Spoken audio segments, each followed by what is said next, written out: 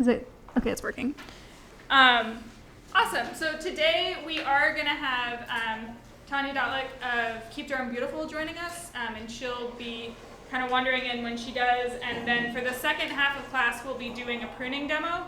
And so half of you will go with Tanya and half of you will go with me. They're going to be really similar in a lot of ways, so I wouldn't worry about who you get because both are going to be really good, I say. So don't worry about that. But how are we all feeling? Are we feeling good about what we learned last time? Do we have any questions that came up after class last time? I'm wondering. Yeah, you're wondering. You mentioned you were talking about maintenance of ornamentals and whatnot, and keeping the weeds at bay. Yeah. So, say someone has let the weeds get out of hand. Sure. Yeah. Okay. We have out of control weeds to orient. Okay. What is the best? Is it like tear them out by hand or just like smother them with mulch? I mean, I know not against the trunk, but like, yeah. Would you do kind of the newspaper and yeah. mulch like you mentioned? You totally can. So the question is, say that we let the weeds get out of control. Who can imagine? Like, what do we do now, right? And so I would say that there's kind of a couple like levels of that. Small area, hand pulling, getting a hard rake out and like making sure you're really getting roots out can work. Large area or you're tired, and a sort of newspaper and then mulch approach can work really well. That's a completely fine way in general to kill out an area. If it's really gnarly, you might need to go with a cardboard instead of a newspaper, but personally I think newspaper and a layer of mulch that's probably 2 inches thick is sufficient. There is research from NC State that shows that 2 to 3 inches of mulch is enough to suppress annual weed seed. Right? So that does imply that like all the weeds came, they died, they dropped seed, and then you put the mulch. Okay. Right? Like if the weed seeds fall on top of the mulch, it doesn't work that way. So, but yeah. So I would probably, if it was a large enough area, newspaper and mulch is going to be enough to make most of the progress. The other thing I'll mention, again, not for everybody, but I'm trying to give answers from all different perspectives here, is that one of the benefits of an herbicide that contains glyphosate as the active ingredient, which is what we think of as Roundup, but actually right now if you go to one of the big box stores, you're actually going to have a really hard time finding Roundup with glyphosate in it. I've done this recently and it's shocking. A lot of times now you'll find an active ingredient called triclopyr. The benefit to glyphosate over triclopyr, and why it's still worth, if you're trying to use an herbicide, to look for glyphosate, is because glyphosate has very little soil residual activity. That means that once it hits the soil, it gets bound up in the clay and organic particles and basically does not unbind until it breaks down into constituent parts that are no longer harmful in the way it is. And that sounds bad, but it's actually great because it means it's bound to the clay, it can't impact plants, it can't impact anything else. So if I spray the ground with glyphosate, it kills the plants it touches and it doesn't go beyond that.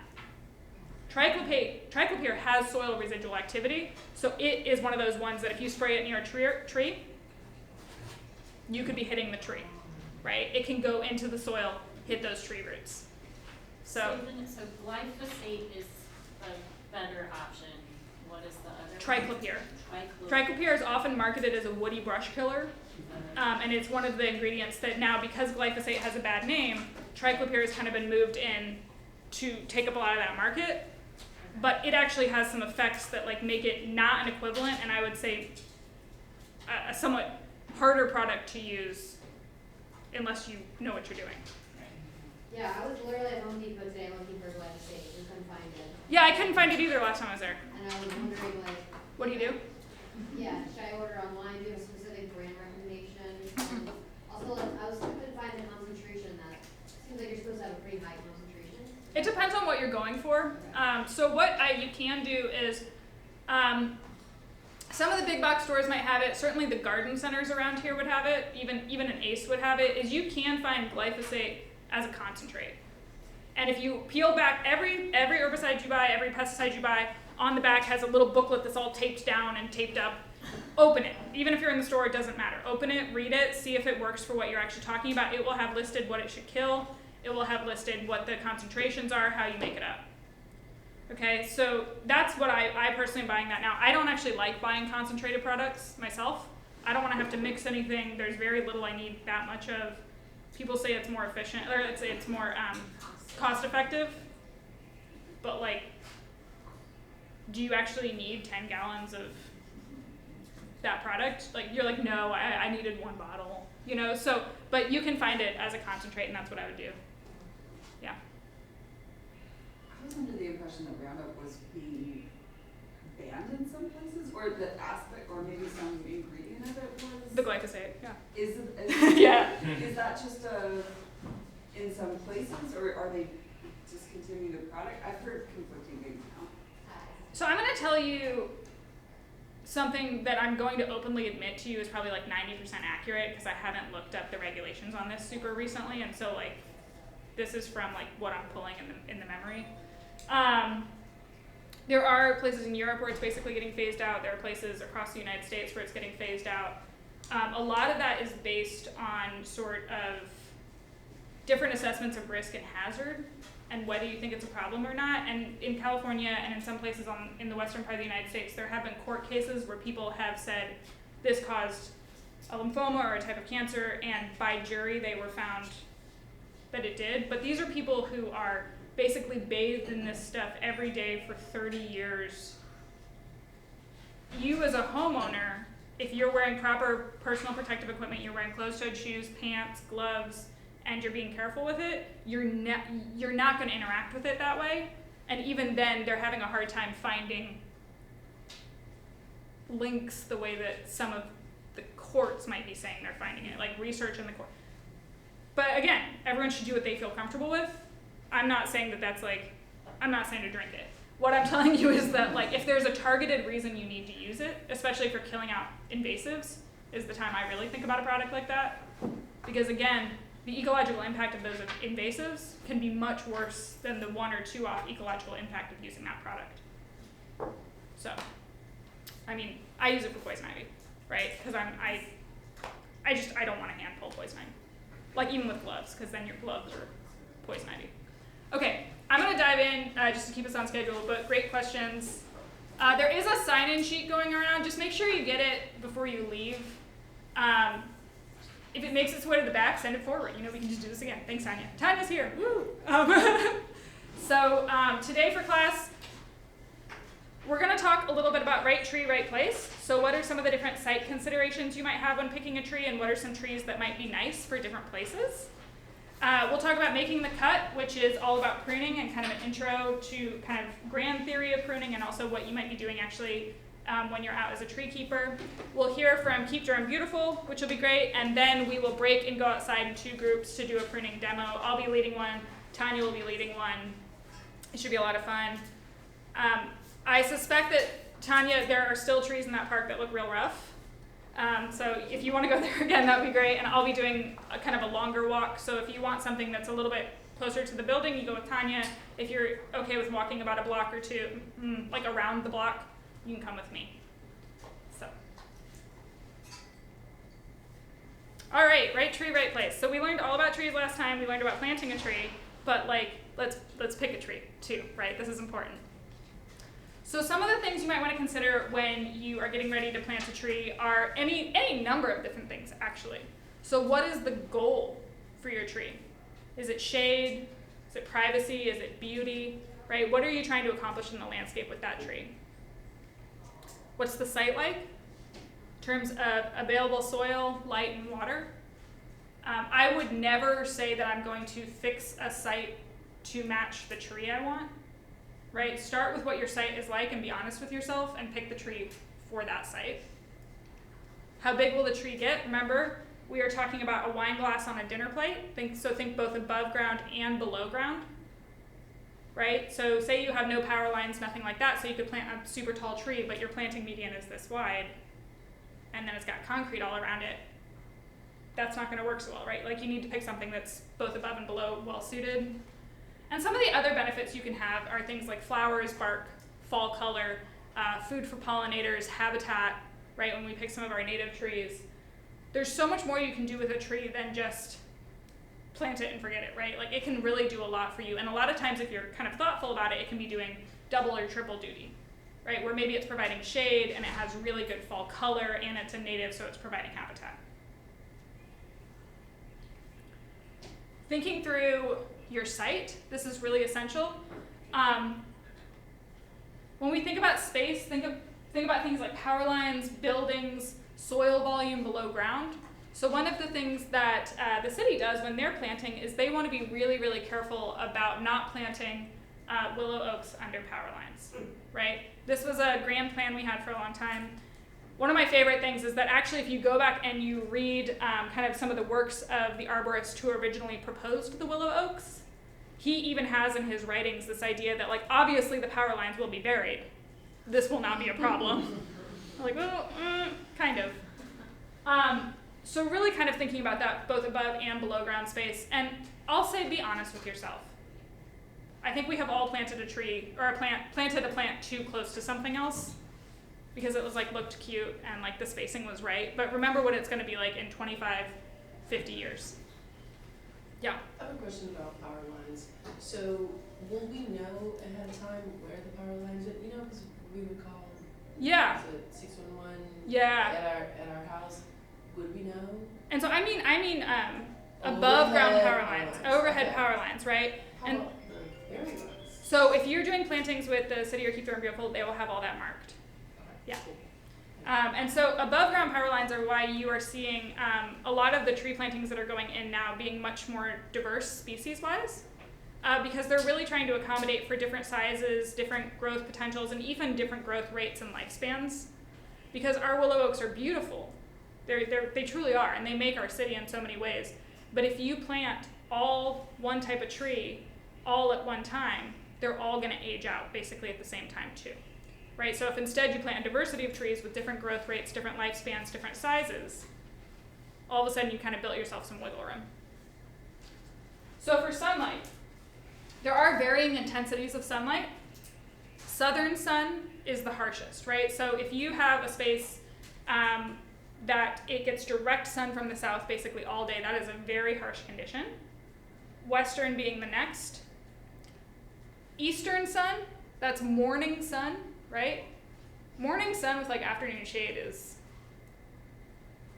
in some ways, the world's your oyster, right? Like you have a lot of options there. That's a very, very forgiving sunlight condition. Morning sun is much easier on plants than afternoon sun, just because of the angle at which it hits and kind of the intensity of the light.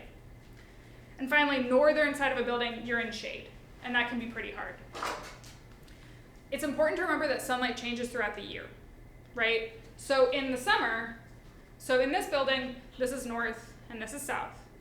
So in the summer, when the sun rises, it rises in the east and it sets in the west. Yeah. Sorry. I don't need to tell you that. Okay, so it rises in the east, it sets in the west. This is where I'm confused. And what it does is it arcs really high. In the summer, the sun arcs really high, and it comes almost directly down. As we move into winter, the sun arcs much lower in the sky, and it's a much different angle. And so that can be not as big of a deal for deciduous trees, right? Because they don't have leaves in the winter, so they're not as concerned about sunlight capture. But it's just worth knowing that if you go out in the middle of the winter and you're planting your tree, because that's a good time to plant a tree, and you watch the sun, you're not watching the path of the sun as it would happen for that tree during the summer, right? So just always keep in mind that basically summer shadows are going to be much shorter, the sun is going to be much more overhead, and that's going to change how things work. Does that make sense? There are apps you can get for like sun tracking. I would just Google that. They work to varying degrees. But in my mind, just generally, if I'm thinking about summer sun, I'm thinking about something that almost moves like this. And if I'm thinking about winter sun, I'm thinking about something that moves like this, right? And so if I were to go out now to try to watch the sun, and I saw it doing this, I'd be like, okay, it's going to be here now. My shadows are going to be different. My intensity is going to be different. Does that make sense? All gardeners, myself included, are wildly optimistic about sun. Okay? We think that it is better than it is in every instance, right? Like it's either gentler than it is, or it's more than it is, or what, just be honest with yourself. And I would say be like conservative. Think that it's harsher and shorter somehow, both of those, than what you really have. Soil quality. So this is gonna be things like compaction, how much organic matter do you have, right? We learned last time about the importance of organic matter for soil. So this was a construction site near me that I would walk past on my walks. And again, for construction, they remove all the topsoil so it's easier to build. That's the right move for construction. But then for code, they have to come back and plant, right? So this is wildly compacted because of the construction. And then you're gonna pave it, and then you're gonna plant these trees in a median about this wide, right? I never saw them bring back in topsoil. I never saw them bring in anything else. So just if you have compaction, and we'll talk about things you can change about soil and things you can't, that's a time when it's worth considering tilling, breaking that up, adding organic matter. If you've had construction in an area, even within the past 5 to 10 years, you can still have this really bad compaction. So it's worth really getting in there with your shovel and exploring what's going on, and again, being honest with yourself. Oh, finally, heat sinks. That's the other thing this is a really good picture of. This is like the definition of a heat sink, right? So this little tree is surrounded on basically all sides by pavement.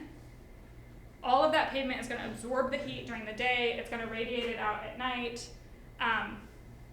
That's a really harsh way to live, right? So if you can imagine, if you had a site like this building, right? The south side of this building, it's a brick building. There's a lot of pavement around it.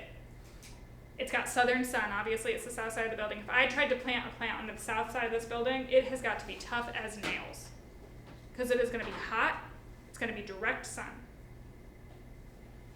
The fun thing about that is that if you're right downtown, we do have an urban heat island effect, and you can get away with stuff that's a little more tropical, right? Like this isn't all downside, but it is to say, again, like be aware of your surroundings and be aware of what's going on. Part of this just kind of goes to this larger idea of what you can and can't change about your site. So the hardest things to change are going to be water, soil type, and heat sinks, right? Unless you're going to like wage a war against sidewalks, which I wouldn't recommend because we just don't have enough already. These are basically impossible to change. So if your tree wants a sandy soil and you're here, you really need to pick a different tree, right? Like if it wants really good drainage, maybe think about a different tree. For some of my folks who I know are interested in fruit trees, we talked about that a little bit. Fruit trees actually typically do like very good drainage. So if you want to grow fruit trees here, one of the things that's really recommended is picking a site that you know already drains really well, which is hard to come by, or actually planting fruit trees on big berms to literally raise them up. It's like you give them their own little raised bed, because apples and peaches will just do much better if they're not overly wet all the time. That will stunt their growth and they'll have a hard time getting over it. Soil pH.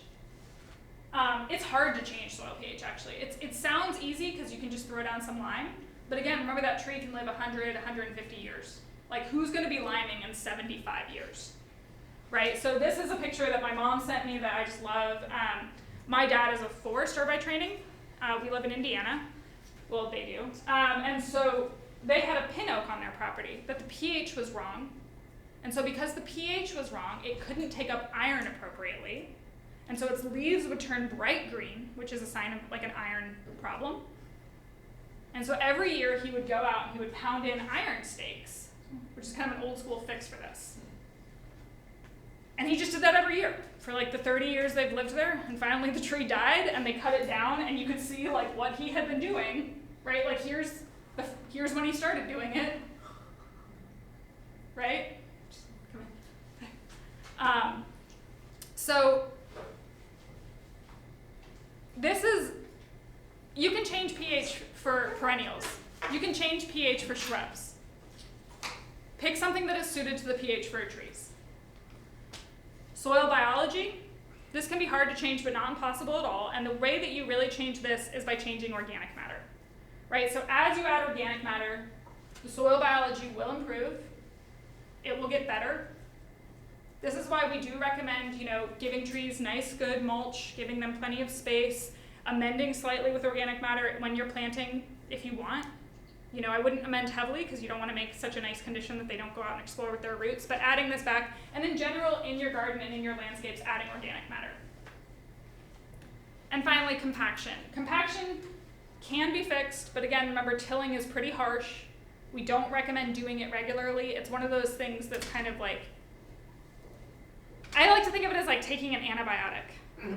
There are absolutely times when you need to take an antibiotic. You have also just wrecked your biome, and like it's gonna take you a minute to get over it.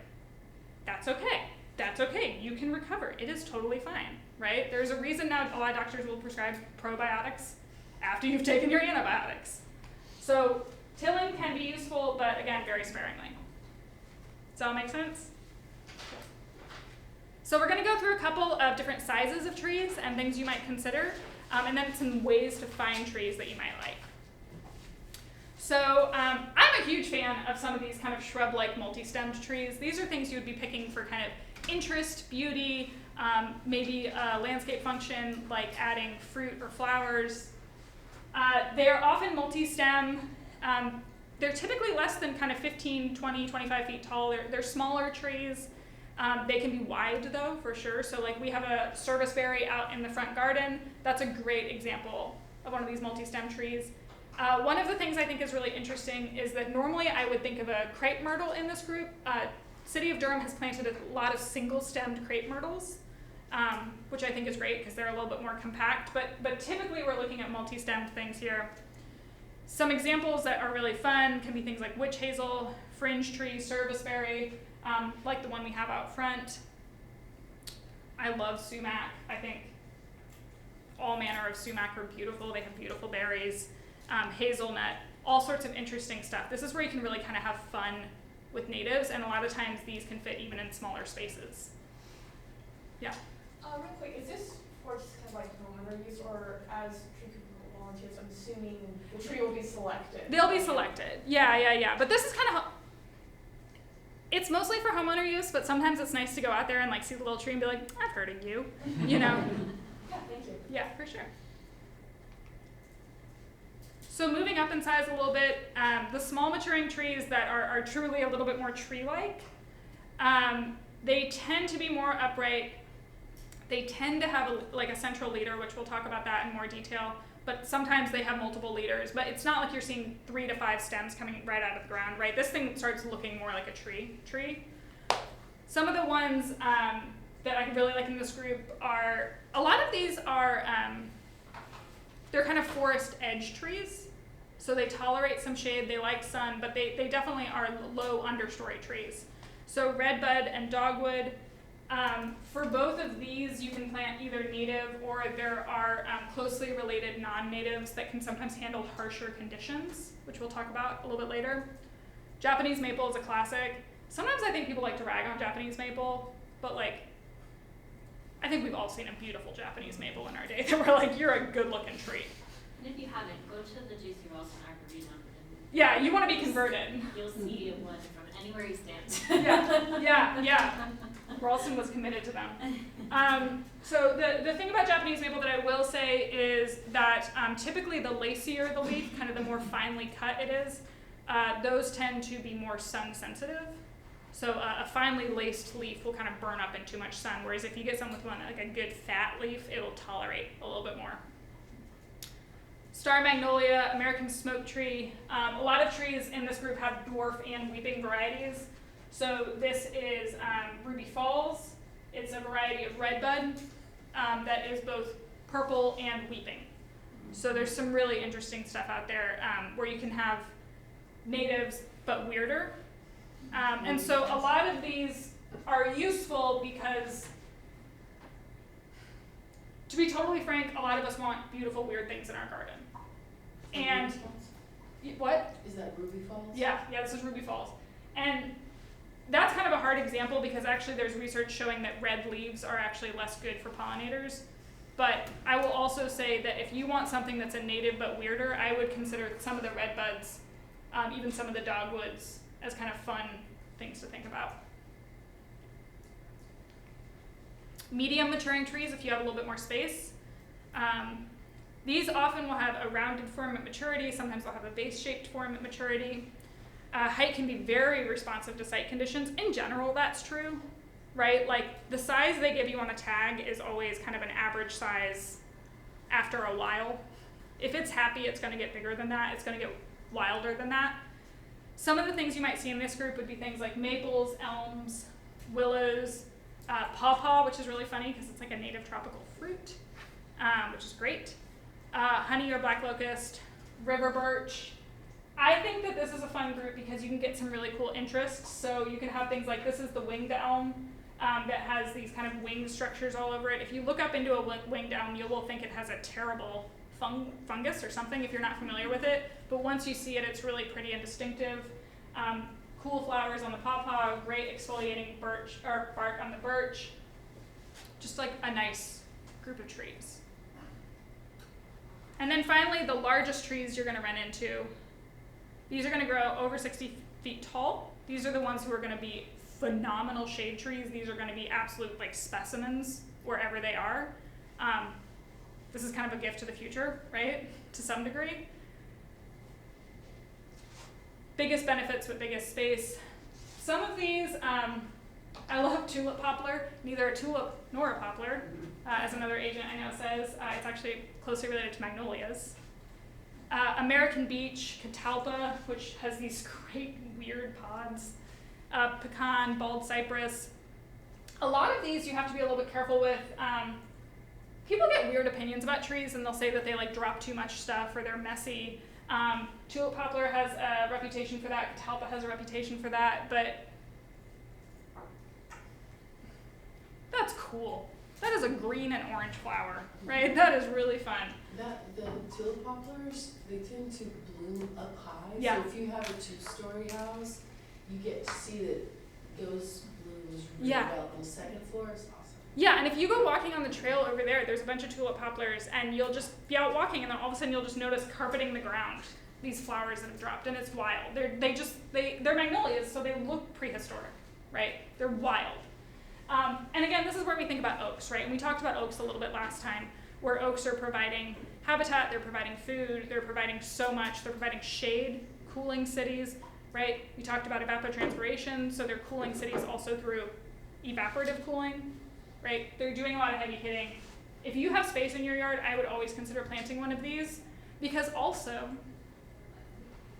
it might not be your problem, right? Like maybe you get to plant it and it's beautiful and wonderful, and then you leave, and like in 30 years there's a big tree. Just think about it. And the other thing on these trees is that, like, so we have a number of oaks in our backyard that I love, but when I look at them, what I see is actually we have a number of mature oaks. We do not have a young oak. So we'll be planting an oak before too long, right? Because the only way that you have beautiful mature oaks is by planting them, right? When you're thinking about selecting a tree, the other thing I would think about is this other kind of way I think about things on a continuum, which is non-native to native. A lot of us have really strong feelings about natives. That's fine. I think that it's a little bit nuanced. So if we think about something that's truly a novel non-native, right?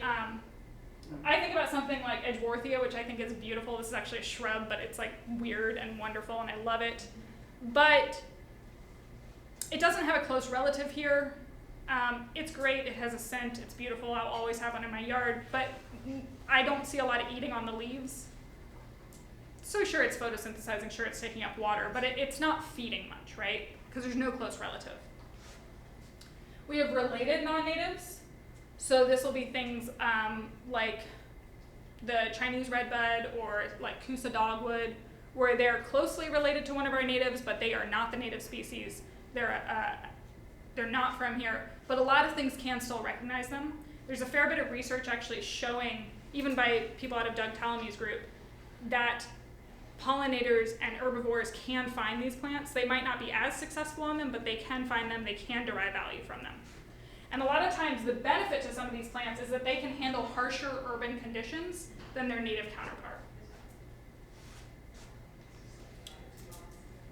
A nativar is a cultivated native, right? So nativar is native plus cultivar. Remember, a cultivar is a cultivated variety. So this is something where people found something cool, they selected for it really, really intentionally, and they basically made a new kind of form out of native stock. So this is where we get into something like the forest pansy redbud, right? So purple in redbuds is something that occurs, but people had to select it very carefully, and they had to really intentionally get it to do this. And these have kind of mixed value, depending on what you look at. The research has shown from the Mount Cuba Center that purple leaves are not as well liked by herbivores, so by insects. And that's because purple is actually often, it's anthocyanins, it's special compounds that are in the leaves that are a defense compound, right? So beautiful to us, but you've just basically loaded this thing up with defense compound. But pretty, right? Sometimes you might be familiar with the coneflowers that have crazy blooms, crazy double, triple blooms. Those are actually also the other case they found where it's very hard for those to be used by pollinators anymore. So if you're worried about that, I would stick away from double blooms, I would stick away from purple leaves. But even then, right, like this thing still produces flowers that the pollinators love. Native variety is a little bit different. So this is Alba. This is the variety Alba of the redbud, which is a naturally occurring sport. This is something that randomly you can find in the forest. So the intentional breeding was less. This does happen. Okay, and then finally, a pure native straight species. This is like if I dug a redbud out of the forest, please don't. That's what these would be. They're often outcrossed, so they have good genetic diversity. They are co-evolved with their surroundings. They're not one-offs, right? This is kind of just the standard. And if I was planting something that I was really concerned about with the native and supporting local diversity, I would plant something like this that I knew was genetically outcrossed, right? Why does that matter? Because if we all go and we all plant clones of the exact same thing, it doesn't matter if that was a native. They are now clones, and they're all susceptible to the exact same conditions. Whereas if it's a genetically diverse seed, right, we have diverse plants, and they're more resilient. Does that make sense? Yeah. I guess just how do you know that when you're gonna buy a native tree? Annoying amounts of Googling. Yeah. I like, unfortunately, right? So like what you'll do is you'll go and you'll pick the species you want, you'll have some great idea, you'll get to the nursery, they won't have anything you want. So then you'll be standing there on your phone, and I literally can start looking up varieties, and you can start saying that like a lot of things, if I were to go to a nursery and I were to see, I don't know if this is exactly right, but it's like close enough for example. There's a dogwood called Cherokee Princess, okay? It's a nice dogwood. I bet that has low genetic diversity because they want every single one of those things to come out the same. If instead I went to the nursery and it was like, especially a native plants nursery, and they were like, American dogwood, I would be like, I have a higher chance of that being outcrossed, right? Because it's not a specific variety that they're trying to maintain tightly. You can also look up on your phone though what's going on, and typically you can figure it out there, but I would say in general named varieties are more likely to be clonal, whereas you just go buy a coneflower, you might be good. You buy like Echinacea powwow, that's probably clone. Does that make sense? So some resources for finding the right tree. We have the North Carolina Extension Gardener Plant Toolbox. This is absolutely a phenomenal resource. I love this, and not just because it's something that Extension has made. This is phenomenal because you can go on here and there's a tool at the top that says find a plant, and you can just plug in everything you want that plant to be, and it will generate a list, and it's got pictures, and it's like real people's pictures, right? What it actually looks like in a yard. It's got descriptions, it's got everything you want. New Hope Bird Alliance, formerly New Hope Audubon, puts out really, really phenomenal plant lists that we'll talk about in a second. Their lists are magnificent. Their information is magnificent. If you want to have a good nerdy afternoon, you open both, right? You have a tab for both, and you're going back and forth comparing to see what you like. The Native Plant Finder is also really, really good. These are all excellent resources.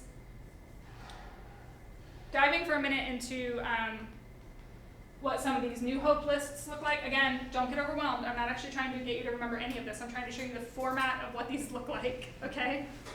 So this is their list of trees, and you'll have maples, you know, all your different varieties up here.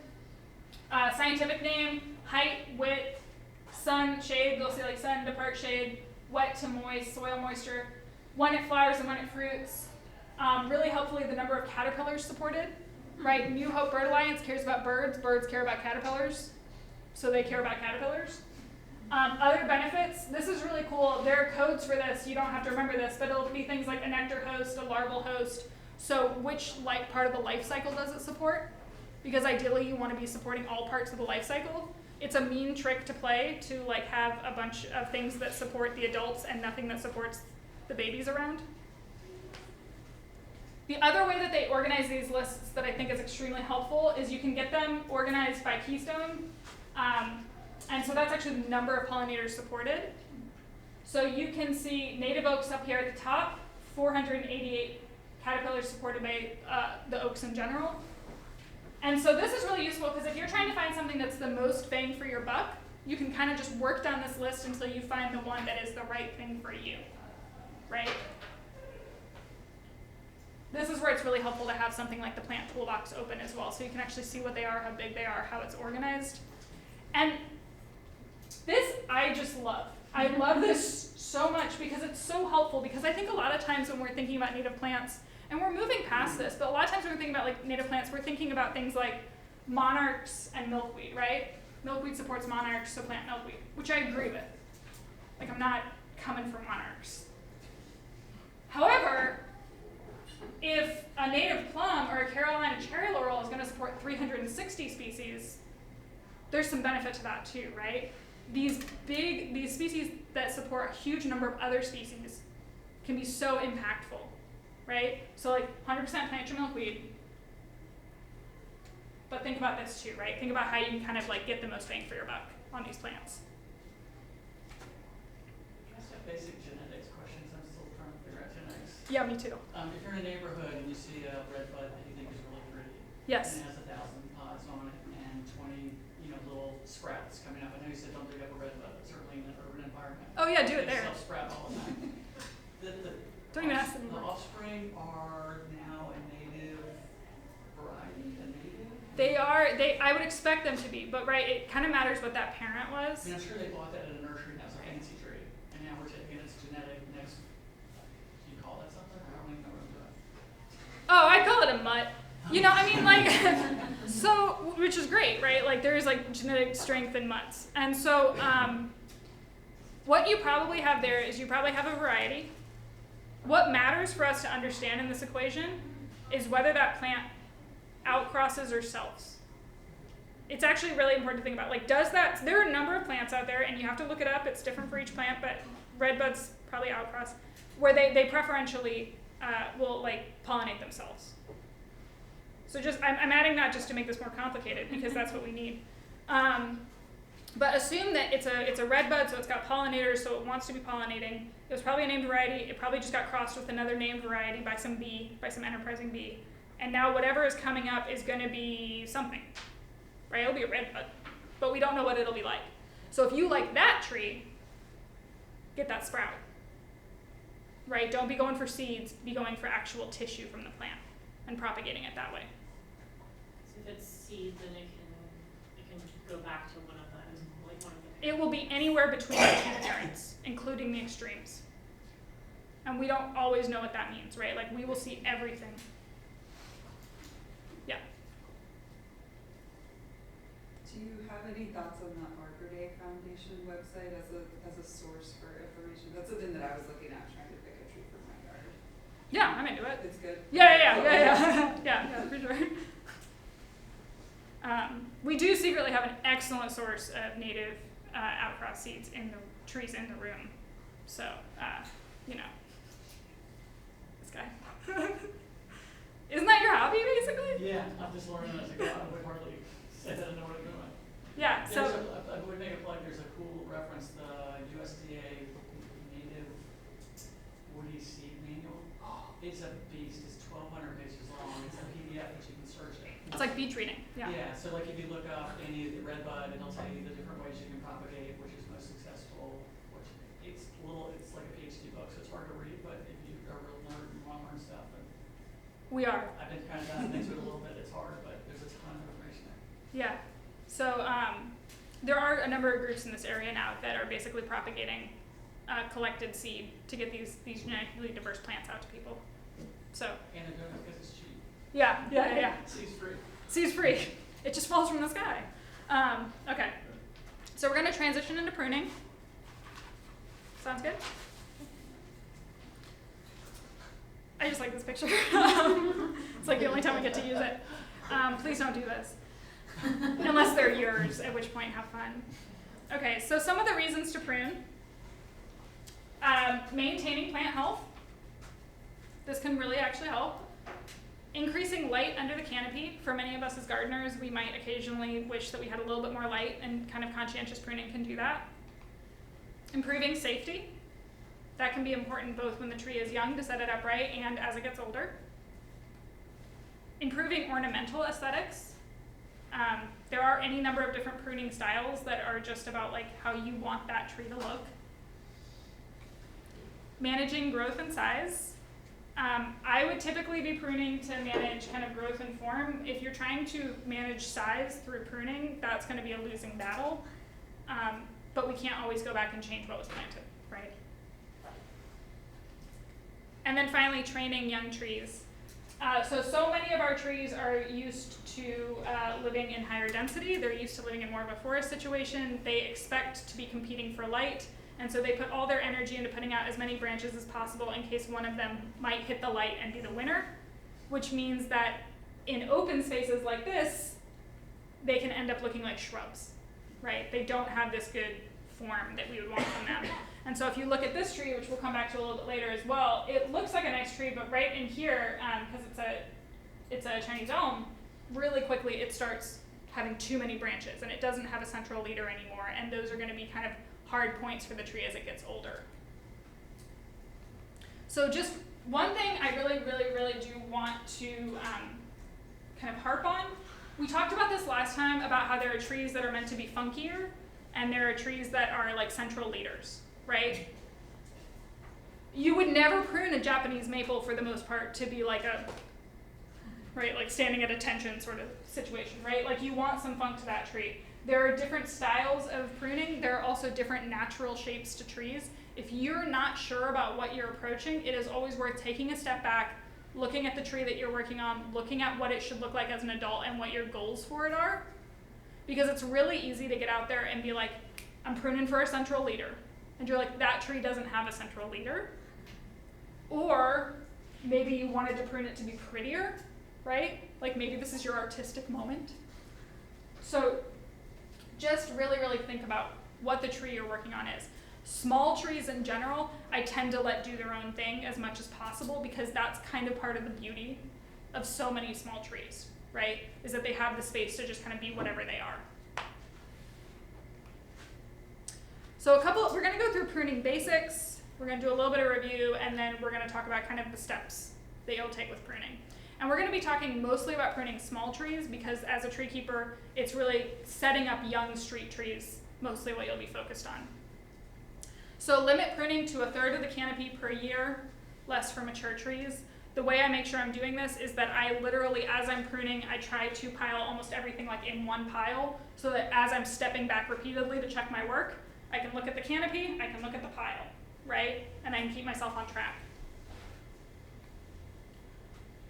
Pruning of what we call the 4 Ds, so dead, damaged, diseased, or deranged, can be done anytime. You do not need to leave dead branches on the tree. It's not particularly good for the trees. They can cause problems. So that kind of pruning can be done almost any time of year. But major pruning is typically done in late winter or early spring. I've heard arguments for people who like to prune right as the trees start breaking dormancy, but typically even a little bit earlier than that is great. We will be going out and doing a pruning demo today. This is the wrong time. Like if I can tell you one time not to do it, it's now. When you prune at this time of year, you can encourage growth that is very tender and frost susceptible, okay? So I don't care how much you love what we do today. Unless you have dead, damaged, diseased, or deranged on your trees at home, give them a break, okay? Save this for a couple months from now. So some of the tools that can be really useful. a good pair of bypass pruners, and I'll pass these around. Bypass pruners are like scissors, like the blades bypass each other, right? That's in contrast to, I think, anvil pruners. Anyway, it's a style of pruner where you have almost like an anvil and it crushes, right? Those are useful for dead wood sometimes. I don't own a pair. I don't know why I would own a pair. They're a different style. What you really want are bypass pruners like scissors, and that's because these cleanly cut the branches as opposed to mashing. Does that make sense? So just not those. Loppers. Again, they're going to be kind of this more common bypass style. I always seem to want small tools because I'm not a terribly strong person. On loppers, I would go for as long of an arm as you can tolerate because that's how physics works, right? Like you want a longer fulcrum gives me more strength, okay? The one thing is that I always want to demonstrate what you should do by using my finger as the branch, and I have to resist the urge. But make sure you don't try to cut anything over what can actually reasonably fit in there. And you will know it when you start squeezing because you'll be like, nah, that's too much. Like when you think that to yourself, stop. Okay? Most of us don't. I often don't, but please do. A handsaw. This is for when the loppers are not enough. You don't have to get terribly fancy with these. You can, but you don't have to.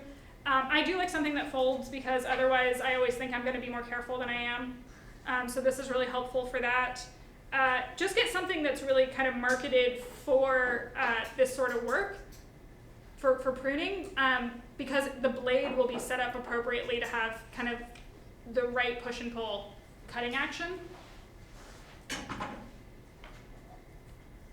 The other thing you might end up wanting is a pole saw, right? So it's going to be this and a pair of loppers on a pole. Gets you a little bit higher. That can be really, really nice. You don't need that. At the point where you're pruning that high, you might consider having an arborist out instead. And you'll see that I actually intentionally, I do not include a chainsaw. Chainsaws can actually be quite dangerous. Chainsaws do not cut by cutting like scissors, they cut by removing. And they don't really care if you're a tree or a leg or whatever, right? Like they cut by removing. It's a hard cut. And so if you feel confident with a chainsaw, that's great for you, but I would say for the average homeowner, I would not be using a chainsaw on live wood, right? That's where I would be calling in an arborist. We don't have to go super into this at the moment, but do you have any tips for maintaining tools, or just any resources? Yeah, we'll have to do a class on this. So what I will say is that the best thing you can always do is to always wipe down and clean your tools when you're done with them. This is a blade sharpener. It's last time I checked, they're $8 or $10, ordered online. This one's made by Corona, and it works really well. It's easier to demonstrate on the pruners, but basically this is what you would use to sharpen whatever the angled side of the blade is, and you literally just run it along, right, kind of at the same angle, and you can kind of get that blade put back a little bit true. If you need heavier duty maintenance than that, I get this question so many times that I think we might actually do a class maybe this winter if I can get my act together. But I'll try to find a resource as well to send out. Thank you. But one of those is great, fits in your pocket, and it does enough. But just taking care of stuff and cleaning it actually does wonders. The treeist, it's an arborist organization out in Carborough. They occasionally do a free chainsaw class. Nice. Yeah, and if you can do a chainsaw class, I would do it. They're fascinating. I just watched enough arborists demo, what does a chainsaw do even to arborists chaps, and I'm like, I don't need that. I don't need that in my life. Okay, so real quick review on how trees heal themselves. Remember, a tree is essentially a long tube, so it needs a way to seal off wounds, right? We talked about this last time, this idea of the compartmentalization of decay. So you have an injury that happens.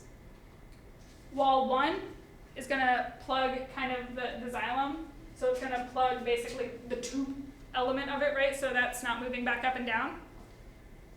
Wall 2 helps resist inward spread, right? That's the next kind of barrier the tree can put in. Wall 3 is the one that is, remember, creates that funny angle and it kind of prevents lateral spread, if that makes sense. And finally, wall 4 is if the tree is able to kind of seal over at that injury site. Again, remember, people heal, trees seal. Okay? So we need to be really thoughtful about where we do our cuts to give the tree the best chance possible to seal properly.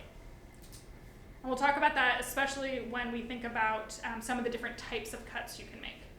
So there are two major types for pruning, two major types of cuts. There's thinning cuts and reduction cuts, and we're going to go through both of them. So thinning cuts are where you cut branches back to their origin, right? So this branch came and originated here, we cut it, and that's really good. That's really useful actually because it's the least conspicuous pruning method. It doesn't leave kind of weird jagged edges, right? It looks a little bit more natural. You do want to be careful though because you can go too far with it. Too much thinning can lead to something called lion tails, right? And I think we've all seen this where like we got really into it and all of a sudden there's like a poof at the end and nothing. So be careful. Every time when you're pruning, you need to be stepping back, stepping back, stepping back. You can always come back later. It is very hard to reattach branches, right? And so one of the real benefits to thinning cuts is it allows us to kind of take advantage of the tree's natural way of sealing itself. So on most well-attached branches where the size ratios are right, you're going to see something called the branch bark collar, or the branch collar. And so that's this kind of, see where it thickens there, and then the branch kind of nestles in right here? That's actually an area that's very, very easy, relatively speaking, for the tree to seal. Like trees kind of expect that if I'm going to be losing things, I'm going to be losing them and they're going to be breaking in this area. So it's well evolved to seal there. And so we always want to be cutting when at all possible to take advantage of that. And the other thing you'll see sometimes is there's also kind of a secondary bark ridge. Here it would be, I think, this kind of area right here. See that ridge in the bark right there? So you have the branch collar and then you have the ridge. And you want to be doing a cut like that or even almost like that if you're not sure. You never want to be doing a flush cut. Yeah? I've had some work done on like a front oak tree and they kind of cut pretty far out from that branch collar. Would it be more beneficial to go in and cut that rather than just leave it? Yeah, I mean I would, because the only downside to that, and you'll see people do that sometimes, like if I had to have someone err on the side of a flush cut or too far out, right, so they're going to cut straight down or they're going to cut here, I'd rather have them cut here because I can go back and I can do that cut.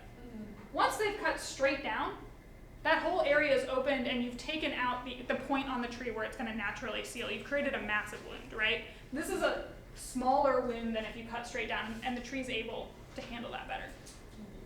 Sure. You're just like, okay. So how do you actually make that cut? Locate the branch collar if possible. There's almost always one. For branches greater than 2 inches in diameter, you want to use a 3-cut method, which you've probably heard of this before. So the 3 cuts you do are, the very first cut you do is actually an undercut kind of far out, right? Could be inches out. And that's because what you're really trying to guard against is doing anything here and then the branch starts falling down because it's being cut and it just rips the bark all the way down as it comes with it. Does that make sense? Mm-hmm. So you come and you do an undercut. And it's really just to break the bark there so that it's not going to rip down. You do your second cut out here to remove the limb, to take all that weight off. It helps prevent this tearing situation, and also it just makes it way easier to deal with. There is no shame in taking a branch off in like 3 or 4 pieces because it's just easier, right? Once you've done that cut, then you come here and you do that final cut. The downside to leaving this out here is just that tissue can decay, kind of become a mess, become a little bit of a harbor for disease. So getting that good cut right there is always good. This is what happens, right, when you do a flush cut. So this was a flush cut that then tore the bark. That's hard to come back from, right? That's going to be always a kind of a point for disease entry and other problems. Okay, so that's thinning cuts, right? These are cuts where we take it back to where it connects. The other cut is a reduction cut. And this is where you cut branches back to a lateral branch, right? So instead of, this is gonna be grim, instead of a thinning cut, which maybe you would take off my arm, right, a reduction cut you would take off my head. Okay, so these are harsher cuts, and typically you want to have a reason to do this. Again, you're thinking about this rule of thirds, where you want to cut back to a lateral branch that is at least a third the diameter of the cut branch. What does that mean? This branch that you're cutting right here, right? This one is a third, at least a third the size of this big piece, right? So if you have a really tiny little branch coming off and then you have the main trunk, you don't cut that main trunk to that tiny branch. You come further down until you can find the big enough branch that it's at least a third the size of what you're cutting, right? It's less than desirable than thinning for the most part, and it is good to leave an angle like this when you do these cuts, but again, they're just much harder for the trees to seal. They're much harder for them to deal with, and you can typically get decay and kind of other problems entering here. Is that kind of what you see when they go in for trees under power lines? And they just like maul them. Yeah. Yeah, and it's because, I mean, the tree's not in the right spot, right? And so there's not much you can do at that point, but it's really hard on the trees, and they're just gonna have a hard time coming back from that. And so one of the reasons that reduction cuts can be less desirable is, again, this idea we talked about last time, right, with meristems and with apical dominance. Remember, we talked about how if you cut the tip, everything gets shrubby underneath. So when you do these reduction cuts, if you're not careful, you're going to basically, right, so this plant's growing, and it's got a meristem at the top, and that meristem is making it so that everything else doesn't branch out. But when I cut that off, you get a shrub, right? So if I was trying to control the size of that tree by cutting that branch down by that reduction cut, I've just released all the lower branches to start growing up. So that's hard. Like, you're kind of in a long-term maintenance at that point. Okay, so a little bit of talking through how we train young trees. Now we know we can do thinning cuts, we can do reduction cuts, and you're actually going to see a time when a reduction cut makes sense. So first off, prune early to prevent problems, right? So this is a tree with a nice central leader. This is one where it's already got multiple kind of leaders. All right, so first, remove dead, damaged, diseased, deranged. Those are always okay to remove. Select and establish a desired structure. Oftentimes this will be a central leader, but again, you're not putting a central leader on a Japanese maple. So think about what your structure is that you actually really want, and have that plan in mind as you're figuring out where you want to make your cuts.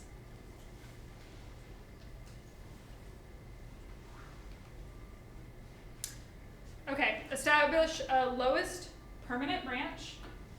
It's often at least 6 feet high. Remember this branch, tree branches don't move up and down. They stay where they are because plant cells don't move. So on this tree, this branch here, say that's only 4 feet high. We're gonna leave it for a while, but as the tree comes back and we do a little bit more pruning, we're gonna cut it off eventually. So know that some of your lower branches are temporary, and as the tree grows, they will be removed. But at some point, you will have a branch that is at the right height, and you don't need to keep doing that, right? You don't need to just do that forever. And then finally, we'll talk about selecting scaffold branches for good spacing and attachment. And so these are those branches that radiate out from the tree and are kind of the major branches. And we'll think about kind of how do you pick the ones that are the best spaced. Yeah. Just a little clarification on that third point. When you say at least 6 feet high, is that the tree or the height of the branch? The height of that branch. Yeah, because typically what we want is like, and again, if it's a tree on your property, like, go for it, like whatever you want, right? But if we're thinking about street trees, we want something that someone can easily walk under. So it might even be higher than 6 feet, it might be 7 feet. You know, it's just something that you don't have to hassle with mowing the lawn or like hitting your head or whatever, that kind of branch height. Yeah. So let's think about this little elm again. This guy is overall healthy, but he has multiple leaders, and the lowest branches can't stay, right? You can't easily walk under that. And multiple leaders become obvious when you kind of, again, zoom in, right? So this guy right here, you can see he breaks off into, I think that's here on this picture, 1, 2, 3. All of these will actually start growing and becoming quite strong. And part of that is because that's what these elms do. Like, they're just like this. But part of it is because it has no real sunlight competition around it. So it's just growing like crazy, right? This is why trees don't need to be pruned in the forest, because A, they don't fall on houses, but B, because they are in competition with each other and they have a better structure because of it. We're trying to go back in and impose some order on a situation that's basically gone nuts because we put it in a really kind of weird environment. So how do we do this, right? So we know we have multiple leaders and we need to take care of these lowest branches. Lowest branches are pretty easy, right? I could come here and I could just prune that off. Maybe prune 1 or 2 more of these off. In a couple of years I come back, I prune another one off, right? But the multiple leaders are really the problem, and this can be quite a big problem. So what happens when you have multiple leaders? And this is really what we would consider this sort of situation, right? So it's branches that are less, this is like, it feels like math problems at this point. Like, what? Okay, branches that are less than half the diameter of the trunk are better attached, right? So this little 2-inch branch is less than half the diameter, right? Half of 6 is 3, 2 is less than 3. This is a good attachment. This one that's 5 inches on a 6-inch trunk, what's going to happen here is that as this tree grows up over time, this is a tree from my old backyard, all of this bark starts growing into itself because each of those keep getting wider and they grow into itself. And it's what we call included bark. It's a weird situation, and by that I mean it's not particularly strong, it's hard on the plant, it's not the way it's supposed to grow because it's growing into itself and it's fusing. Those attachment points can then become weak. And so this is a silver maple that I absolutely loved, and I would never kind of mess with it, but these 3 leaders together are a weaker situation than if I had had a single leader. And so if it's a loved tree like this was, I could certainly come back in and I could actually do bracing up here where they actually start binding them together so they work as one unit. Like an arborist can do that. But in the end, I know I'm always at a risk of one of these just ripping off, basically. So one of the ways we can address that is actually through something called branch subordination. And these are reduction cuts. This is the time I love reduction cuts, right? This is the time when you say off with your head. It's a way to slow the growth of unwanted leaders. So I can come up here and if this, right, so here's a leader, I can come off and I can just basically take the edge of that leader off. I can cut off the head, right? And what happens is, well, I'm going to skip this. We're going to come back to that later. It doesn't matter. What happens is, this is a great example of it, right? So you have this little tree, he's growing up, he's got 2 leaders. Do you see those? Both of those would become strong leaders. Cut this one back right here, 5 years later, right? It's what we could say it was subordinated, right? It was made less than the central leader. And the reason that works is because you have basically taken off all the leaves, you've taken off everything that's going to be productive about that area. It kind of gets this signal that you're like, you lost, essentially, right? Like you're telling it, like you didn't win this. And the main leader can keep going. And so just after 5 years, the second leader is just a branch. It's not a leader anymore. Yeah. Maybe I can't see clearly, but Yeah, it's a really old photo. why not take that subordinate that branch further back closer To the like a top? thinning cut? Yeah, so that's a totally good question. So she's saying, why not just come back here, right? Sometimes what will happen is if you have 2 stems growing and they're both leaders, you will not have a clean branch bark collar, or like a branch collar, because it doesn't think it's a branch. And so you won't have that ridge, you won't have all that kind of protective tissue. And so sometimes by doing this cut, if you were to now come back down here and look here, you actually will have a better branch color in a lot of cases, right? And so that can be really helpful. Oftentimes, if you have 2 branches that are attached and you don't have a clear branch collar on one, it's because they're so similar in size. And so if you subordinate one of them, if you do that reduction cut to head it back, you will get that branch collar to start developing. In this example, and on the last slide, it seems like you're cutting the part of Yeah, that's what makes it a reduction cut. Okay. Right, So so, if like- you were to cut the other side, that wouldn't really do much. Right, so like if I came and right, so okay, and this goes back to the theory too of like apical dominance, right? That the tip is suppressing the growth out from the sides. If I cut here instead, this tip is still gangbusters and it's gonna keep going. Right, I need to do a reduction cut to like tell that branch to like chill out. Does that make sense?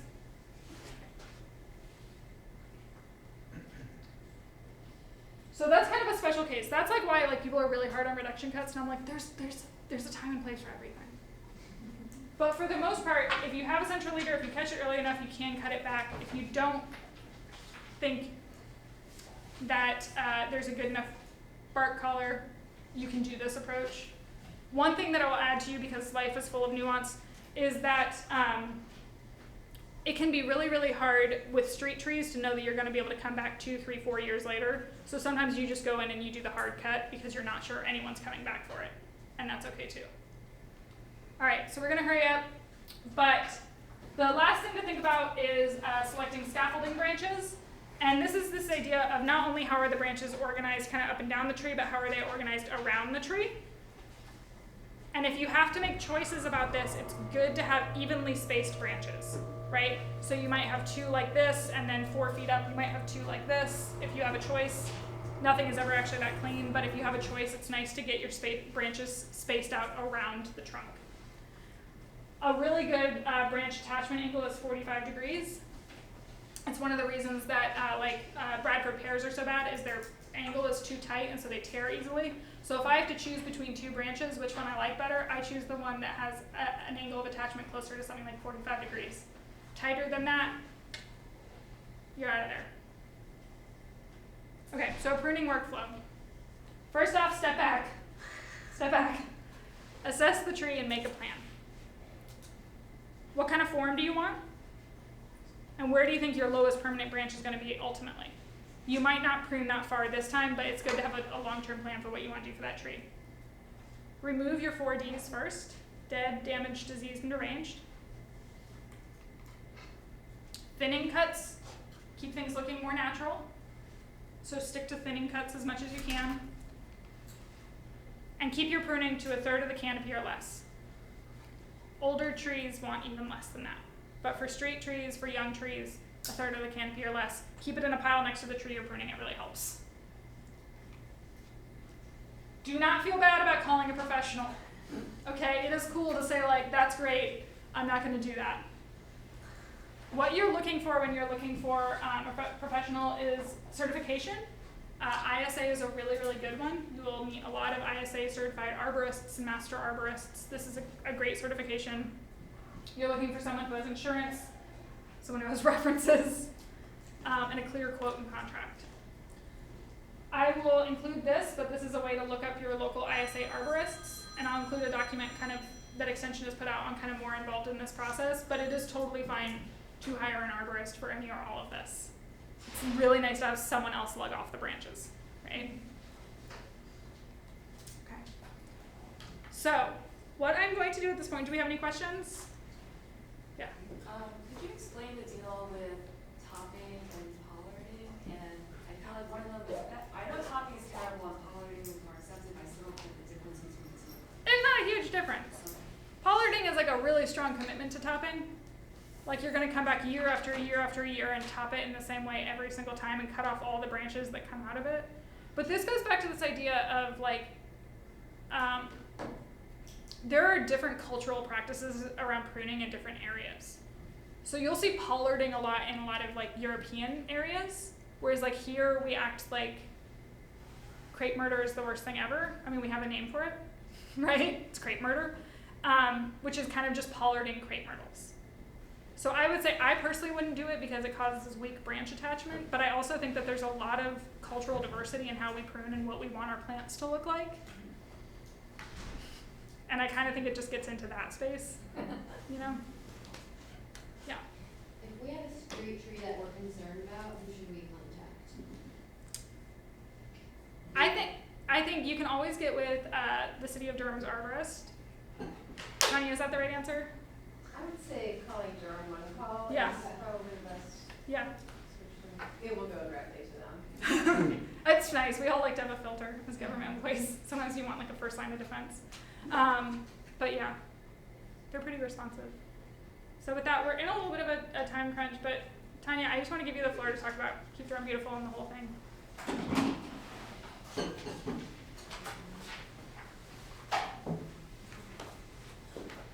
Hi everyone, I'm Tanya Dalek. I'm the Executive Director of Keep Durham Beautiful. We also have two other people from our team here. Izzy Davis and Shanice Jackman are our two interns right now. So how many people are familiar with Keep Durham Beautiful? Lots of you, yay, thanks. Okay, I'm just gonna pass around a little handout and stickers. So you're welcome to take either or both or neither as you prefer. You can find it all online too. And this is just our general volunteer info handout, which just gives some ideas of what we offer. So one of the things that we do is we partner with a cooperative extension to manage the administrative aspects of the Tree Keeper program once you all take this training, and then we provide opportunities for you to go out and use the skills that you've learned during this training, and you'll continue to learn skills as you participate with us in planting and pruning activities. Some of the other many things that we do, we engage like 5,000 to 6,000 volunteers a year, so we have all kinds of projects. Usually most years it's over 300 projects in a year. It's a little crazy. So we rely on volunteers. Most of the time we have staff who go on the tree planting and bigger tree pruning events, but we have a lot of those events are litter cleanups. And we also have a volunteer training called Litter Leaders, where we train people. It's just a 1-hour session, and we train people to help us lead litter cleanups. And are there any litter leaders here in the room? No, surprising. We offer the training about 6 times a year. Sometimes we offer it online, and sometimes it's in person. And so if that also interests you, you can check that out on our website. So we are celebrating our 20th year this year, which is really exciting that we've been around for so long. And we are really strong partners with the city and the county of Durham, and they each provide us some funding to support our program, but then we also do a lot of fundraising and do more, because we need more to support our program than what they provide. With 6,000 volunteers a year, we have a lot of administrative needs, and also we really don't have any funding to do the projects that we want to do. So a lot of times we raise money for tree planting projects and for other special programs like litter kits in schools, where we actually provide litter cleanup supplies to schools so they can go out and do service projects on a daily or weekly basis with the youth, and do some educational activities with them around litter prevention and recycling and waste reduction. So generally we're focused on environmental stewardship. We also work with a lot of community gardens and pollinator habitat, and then general beautification projects. So really we solve problems. We work with communities to just help them accomplish things that they want to see in their neighborhoods, and kind of remove the barriers where we can, and pull together resources and connect people to make cool things happen. Yes? That's awesome, number one. So thank you for that. I really appreciate Sure. that kind of service to the community. But specifically, I live close to the Eno River State Park, and there are all these schools, and these kids have no way to walk along the roads, my kids included. And is there a way to involve City of Durham, Keep Durham Beautiful, to come up with ways to have more With walking like a walking trail like just and or a a sidewalk. you know? Yeah, so I talked to your council members, city council members. There is participatory budgeting that the city does, so if you can go to the city manager's website and sign up for the information. I don't know exactly when that comes out Right now, they're doing a project, like a community engagement activity called Equitable and Green Infrastructure. They have $6 million to spend on sidewalks and other, green infrastructure. How a sidewalk is green infrastructure, I do not know, but but they're trying to give people more access to the environment. It's neighborhood. They have like 6 communities that are identified. I can't remember what they are right now, but apparently every 2 years they're going to identify another set of communities.